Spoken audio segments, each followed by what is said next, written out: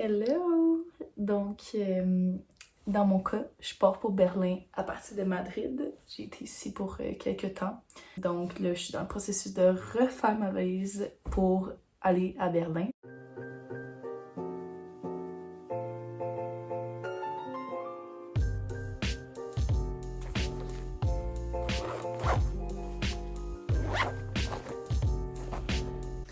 Donc dans mon cas, je voyage seulement avec ce backpack. C'est ça, ce sont les derniers préparatifs. Tout ce qui est au niveau du logement, c'est réglé. Le stress est tombé, tout va bien aller. Donc c'est juste de voir comment va se passer mon arrivée à Berlin, mon vol, mon arrivée à mon logement.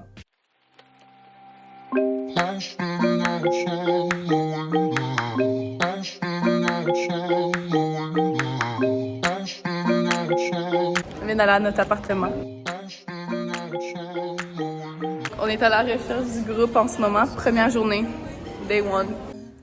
Après avoir trouvé le groupe, on a passé notre première journée de façon assez relaxe en marchant dans la ville, en observant les monuments, puis on a eu la chance de voir le mémorial de l'autodaf de 1933 avant de se diriger au bureau du Québec. Sandra, tu veux prendre ça en photo? Appel. Bonjour! J'ai appelé le Québec. Où on a eu la chance d'avoir une présentation sur les activités du Québec à Berlin et dans le restant de l'Allemagne. Faites semblant d'avoir du plaisir. Notre deuxième journée a été plus difficile en émotion puisqu'on s'est rendu au camp de Sachsenhausen où Sébastien nous a fait un petit compte-rendu comme à chaque début de journée avant d'avoir la visite guidée de Natalia.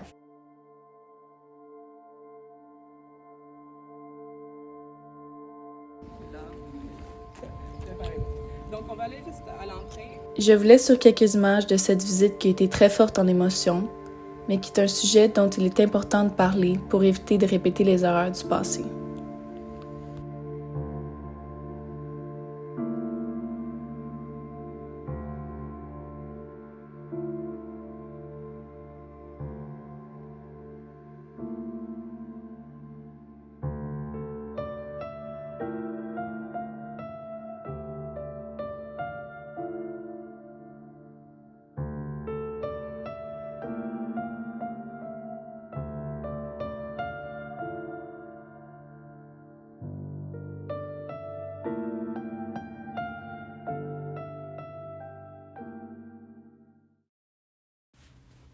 On a poursuivi dans la même thématique pour la journée qui a suivi, en se rendant à Wannsee, à la maison où a lieu la planification de la solution finale d'un point de vue logistique et bureaucratique.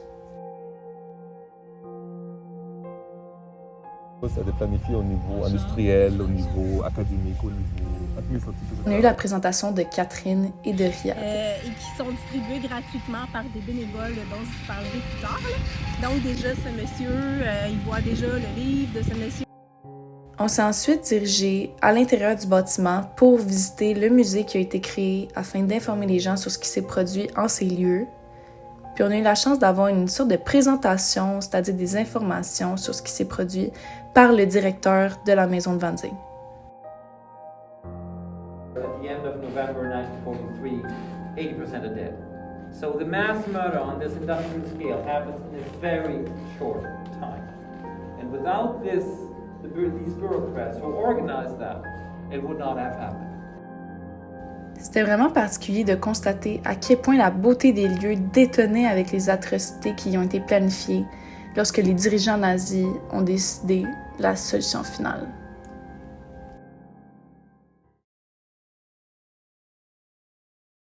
Le lendemain, nous nous sommes rendus à la prison de Hohenschönhausen, où étaient détenus des prisonniers politiques en Allemagne de l'Est, puis en RDA, jusqu'à la chute du mur de Berlin.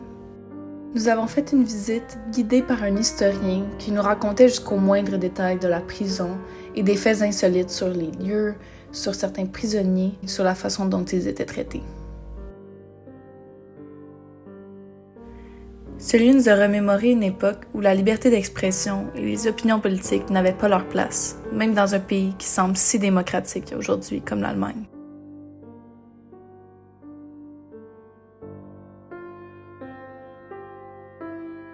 C'est ce qui a conclu notre première semaine de cours, qui était assez forte en émotions.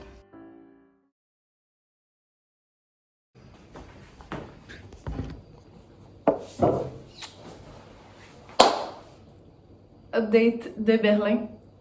Ça fait quelques jours que je suis arrivée et les autres aussi. On a commencé le cours le mardi dernier. Aujourd'hui, on est samedi. Donc, je vais juste faire un petit talk pour donner mon impression du logement.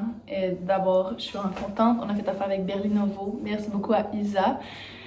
Pour ma part, ça va super bien. J'adore mon logement, où est-ce qu'on habite. Encore une fois, merci énormément à Isabelle pour toute son aide, qui nous a même aidé à configurer notre réseau cellulaire, entre autres. Avec les gens du groupe, on a vraiment une belle chimie déjà, ça a vraiment cliqué tout le monde. Donc c'est ça, compte rendu de ma première semaine. Jusqu'à maintenant, tout est super intéressant. Début de deuxième semaine, on se rejoint devant la porte de Brandebourg pour se rendre par la suite devant le Parlement, où on s'est installé dans l'herbe. Oui, effectivement, nos salles de cours étaient à peu près n'importe où dans la ville où on pouvait s'asseoir et être attentif à un cours, une présentation. Donc, on s'est rendu devant le Parlement où Sébastien nous a expliqué un peu la politique allemande, donné des détails, avant d'avoir la conférence de M. Saint-Pierre sur l'extrême gauche en Allemagne. La journée suivante, direction Potsdam. Nächste Station, Potsdam Hauptbahnhof. Après environ 1 heure de train, on s'est retrouvés à l'extérieur de Berlin, à Potsdam. On s'est dirigé vers l'église Saint-Nicolas où on s'est assis dans les escaliers pour écouter la présentation de Philippe.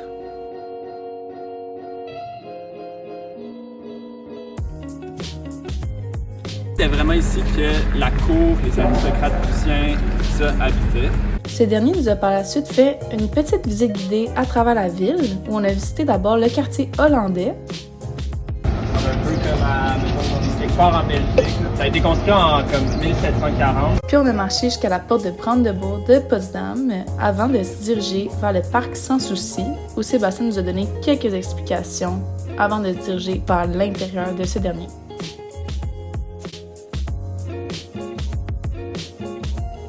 C'était vraiment un lieu impressionnant où on a pu écouter la présentation de Tristan avec le château en arrière.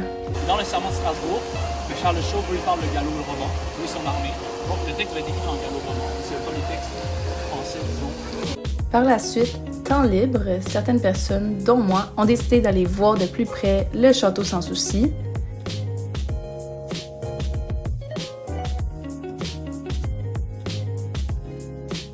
Hi!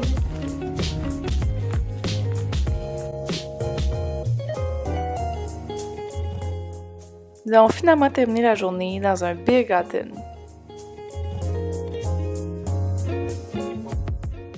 Le lendemain, direction Kreuzberg, où on a d'abord commencé par faire une petite marche à travers la ville pour avoir une mise en contexte avant la présentation de Camille. Plusieurs mères jettent un coup d'œil sur les enfants. Les enfants sont comme... C'est là où on a tourné où il y avait comme l'Amphitheaterkanal, fait que le canal. On s'est ensuite dirigé au Prinzessinnengarten Collective, qui est un jardin urbain le plus connu à Berlin et qui se situe sur un ancien cimetière. Une des membres principales nous a fait faire le tour en nous expliquant également les objectifs du jardin, dont l'accent est mis sur l'apprentissage écologique. Donc c'était super impressionnant de voir comment les gens se rencontraient pour faire pousser des produits et créer ensemble cette belle communauté. Par la suite, on a eu la présentation de Fabrice. Il y avait quand même cette partie-là de l'effet des dessins anatomiques qui était hyper précis. Bonjour tout le monde. Donc, je me permets de faire un petit vlog, même si c'est quand même assez spécial parce que je suis présentement dans le cimetière de Weissensee, qui est le plus grand cimetière juif d'Europe. Je voulais juste documenter ça parce que ça fait partie de mon processus pour faire ma présentation. Donc, en fait, je suis venue ici pour regarder la map. Je voulais venir visiter à l'avance les monuments dont je veux parler. Donc, pourquoi je suis ici. Puis, j'ai rencontré Michael qui travaille au cimetière depuis 37 ans, que c'est lui qui m'a donné les indications sur le plan. Donc, je suis vraiment contente. Ça m'a permis de vraiment tout savoir où sont les choses. Sinon, je me serais probablement perdue. Et on s'entend que ce n'est pas plaisant de se perdre dans le cimetière. Donc, voilà. J'ai hâte de voir comment va se passer ma présentation demain. Comme de fait, le lendemain, on s'est rendu au cimetière de Weissensee en cette journée grise et pluvieuse. fait une sorte de visite guidée et j'ai donné des informations, notamment sur certaines tombes qui appartenaient à des personnages qui avaient une importance particulière. Donc là, mettons une petite tombe, une petite comme ça qui tombe, tu sais, c'est pas que c'est pas grave, mais ça va peut-être pas endommager Puis, les autres. on a eu la présentation de Jessica et de Janica en après-midi. Ça a été une journée un petit peu plus relaxe et plus courte, étant donné de la température qui était pas optimale. La journée suivante, on s'est rendu dans le coin de l'île au musée. On a eu la présentation de Raphaël. Principalement, donc 5 grands musées qui ont été construits sur une période de 100 ans, donc de 1830 à 1930. Suivi de celle de Ariane. Et finalement, celle de Florence. Qui s'est développé Dada à Berlin avec Anna Ruch. On a ensuite eu notre pause dîner où on a goûté au fameux currywurst de Berlin. 11. On a ensuite marché pour se rendre sur l'île au musée, où on est allé visiter le musée Alten National Gallery.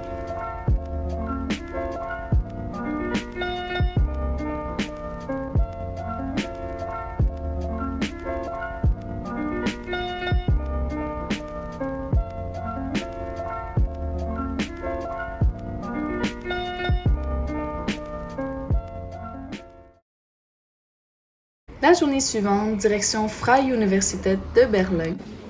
On a commencé la journée en se rendant à l'extérieur pour écouter les présentations de Hugo et de Ron. Pour apprendre un métier, vraiment, je comparais ça un peu à des techniques. Et Ingeborg Bachmann qui vote également.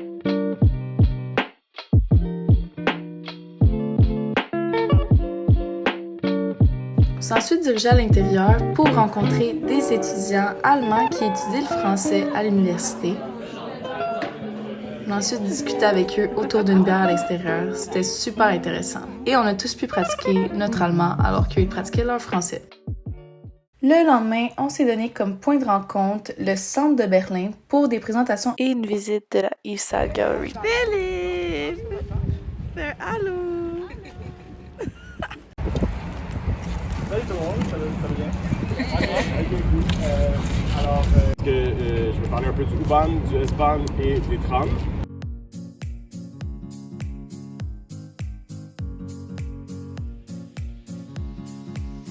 La ISA Gallery correspond en fait à une partie du mur de Berlin où se sont réunis des artistes de partout à travers le monde pour créer la plus grande fresque à ciel ouvert au monde. Alcia a par la suite complété sa présentation en donnant des informations plus précises sur certaines des fresques les plus célèbres. Je vais y aller avec la première qu'on a vue sur le mur, là, qui est le baiser fraternel. Le mur de Berlin! Une des parties, juste sur le bord de l'eau. Par la suite, comme à tous les jours, on avait du temps libre, donc pourquoi ne pas prendre une belle marche de santé à côté du mur de Berlin?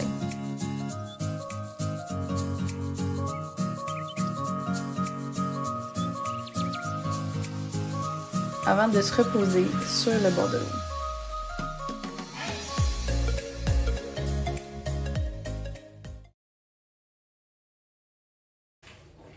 Il est présentement 7h du matin. Je viens de finir de faire mon sac pour Dresde. Allons-y!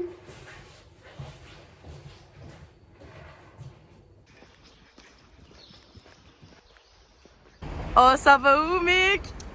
À Détroit. À Détroit! À Dresden. À Dresden! Wouhou! J'ai décidé de partir plus tôt avec Michael ce matin-là pour se rendre à Dresde. Donc on est parti 2 heures avant le groupe environ pour éviter les foules dans les transports en commun. Donc on a eu le temps de faire le tour de la ville, toute la partie de la vieille ville qui est magnifique.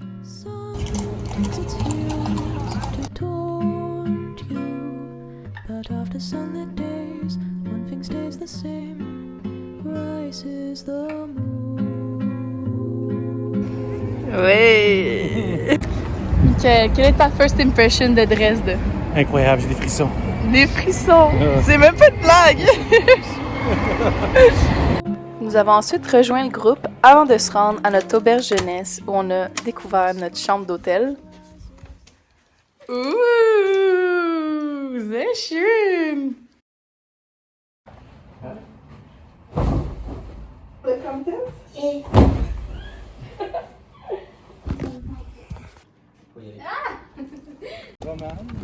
Petit rallye. Allons-y. Effectivement, pour notre première journée à Dresde, on avait comme défi de compléter un rallye. Donc, il fallait résoudre des questions pour savoir où se diriger par la suite et c'était une course contre d'autres équipes. On prend pas ça à la légère, le rallye, on se tape une sprint.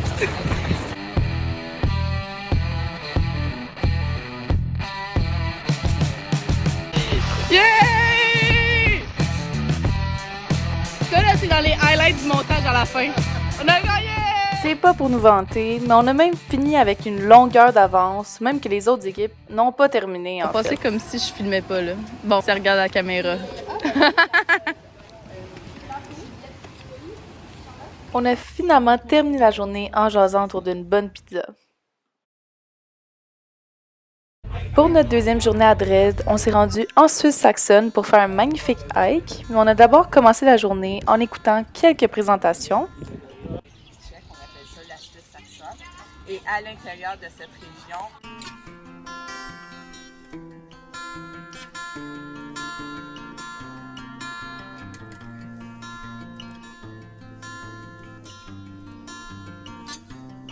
qu'est-ce qui fait de l'Est plus proche de la droite plutôt que la gauche? Surtout avec son historique vis-à-vis le communisme, on pourrait dire peut-être...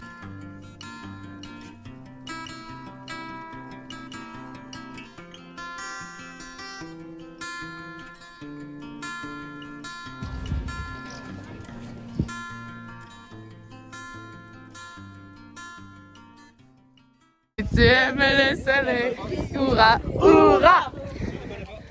Mais qu'est-ce que je fais? Mais qu'est-ce que je fais? Ben, je la traverse. Je la traverse! Évidemment, plein d'énergie, grâce à nos chansons de camp de jour, on a commencé notre ascension.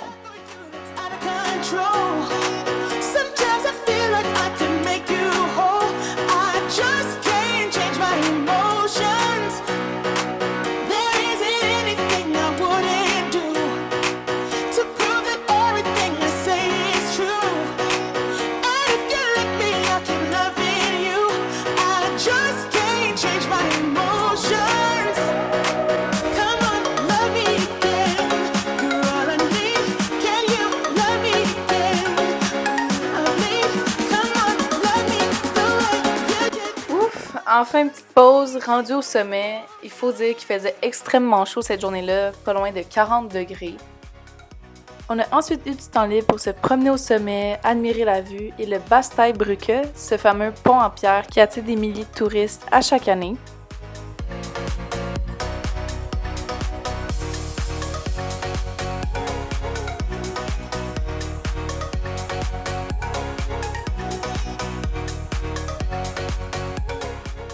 Puis est venu le moment de redescendre.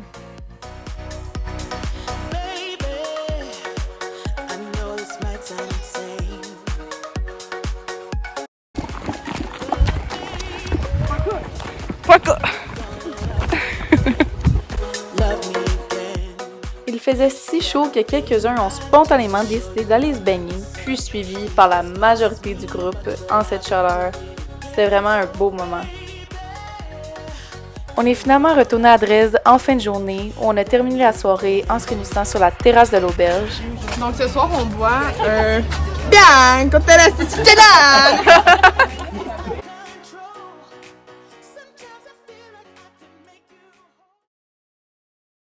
Le dimanche était une journée libre, donc Philippe, Fabrice et moi avons décidé de se rendre à Leipzig pour avoir la chance de visiter une autre ville d'Allemagne. Fun fact, presque tout est fermé en Allemagne le dimanche, donc on a décidé de se promener dans la ville, observer l'architecture et entrer dans les lieux où c'était possible de le faire, comme la St. Thomas Kirche. On ne pouvait pas oublier le monument de la Bataille des Nations, commémorant la défaite de l'armée française de Napoléon en 1813 à Leipzig.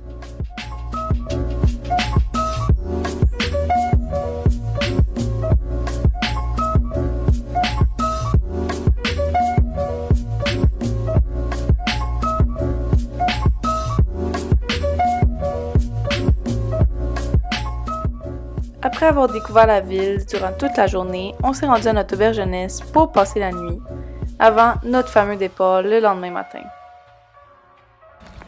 On a décidé d'arrêter dans une petite ville random Retour de Leipzig vers Berlin. Puis là, il pleut. Mais c'est vraiment beau. Après ce court arrêt, on a décidé de retourner vers Berlin pour se reposer après cette fin de semaine chargée. Les associations sportives en Allemagne, à faire différents tris, avec des athlètes juifs et tziganes en majorité. La dernière journée officielle de cours est arrivée. On a eu la présentation de Tom et de Julia. Un grand attrait touristique de la ville, c'est bien sûr la culture musicale et aussi le nightlife. Pour l'année 2019, les boîtes de nuit à Berlin auraient attiré plus de 3 millions de touristes. C'était la dernière fois qu'on se réunissait comme ça dans l'air pour écouter une présentation. Nous avions tous l'impression que ce premier cours avait passé trop vite, mais heureusement, la plupart des gens restaient également pour le mois de juillet, donc ce n'était que des à bientôt.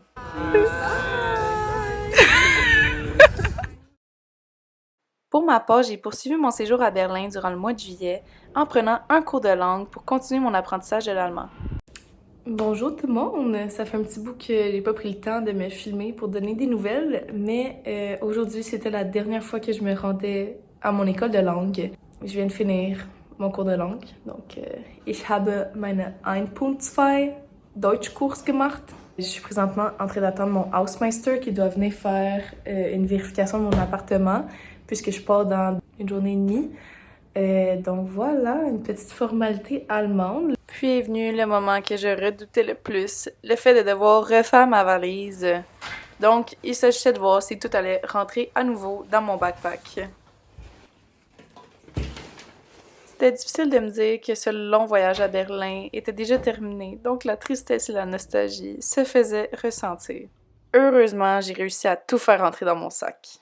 Il est présentement 11h22. C'est ma dernière soirée à Berlin. La dernière soirée aussi de quelques autres personnes. On est allé dans un Biergarten. Sauf que là, je viens de finir de tout placer mes choses.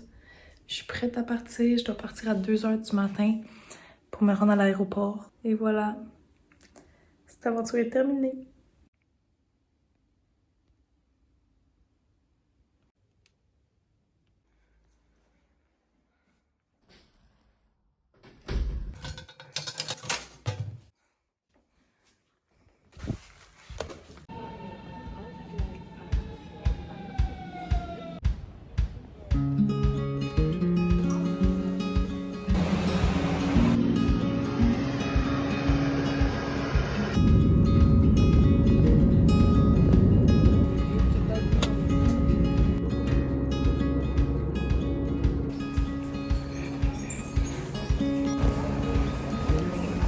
Just got to Montreal.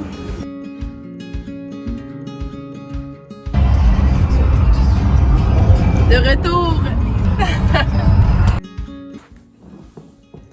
Donc, je suis finalement de retour chez moi après le long voyage de retour. Puis, je suis déjà un peu nostalgique à l'idée de repenser à ce voyage. Ça a tellement été une expérience incroyable. Tout d'abord, l'occasion de l'apprendre, ou du moins de pratiquer l'allemand. C'est quelque chose en allemand. Wo sind wir? Wir sind in Berlin an die Berliner Mauer. Wie findest du die Isar Gallery? Es ist sehr schön und sehr groß. J'ai aussi réellement pu découvrir Berlin à un tout autre niveau durant ces 2 mois passés dans la ville. On est au Checkpoint Charlie! Toutes les magnifiques visites qu'on a faites, c'était une chance incroyable. Il y a également tous les moments passés, autant pendant qu'à l'extérieur du cours, donc pendant les fins de semaine, les opportunités qu'on a eues de tout simplement partir visiter d'autres villes, et découvrir d'autres régions de l'Allemagne, puis les magnifiques rencontres que j'ai eu la chance de faire. Donc, je suis vraiment incroyablement reconnaissante d'avoir eu ces belles personnes autour de moi durant 2 mois.